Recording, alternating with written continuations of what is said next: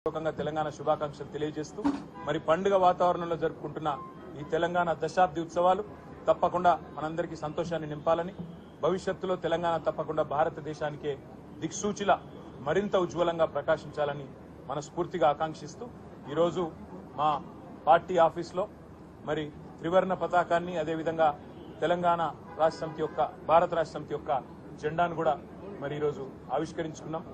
ఈ సందర్భంగా మళ్ళొక్కసారి మీ అందరికీ కూడా సహకరించిన ప్రతి ఒక్కరికి కూడా హృదయపూర్వకంగా ధన్యవాదాలు, తెలంగాణ దశాబ్ది శుభాకాంక్షలు కూడా తెలియజేస్తాను।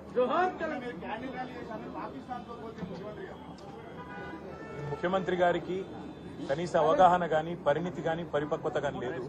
ఎందుకు లేదంటున్నానంటే వాళ్ళ పార్టీకి సంబంధించిన భూపేష్ వాఘేల్ గారు నిన్నటిదాకా ఛత్తీస్గఢ్ ముఖ్యమంత్రి, ఆయన కూడా ఛత్తీస్గఢ్ అవతరణ సందర్భంగా 3 రోజుల పాటు ఉత్సవాలు నిర్వహించారు।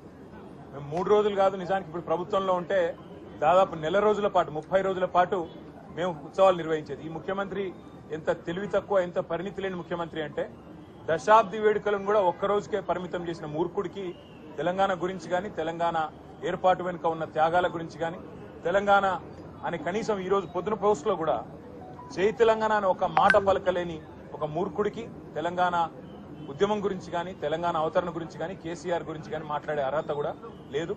జాక్పాట్ ముఖ్యమంత్రి ఆయన, అట్లా అదృష్టవశాత్తు ఏదో అయ్యిండు కానీ, కాబట్టి తెలుసు తెలంగాణ ప్రజలకు కూడా తెలిసి ఇప్పుడిప్పుడే అర్థమవుతుంది। తప్పకుండా మరి ఆయనకు బుద్ధి చెప్పే రోజులు కూడా వస్తాయి।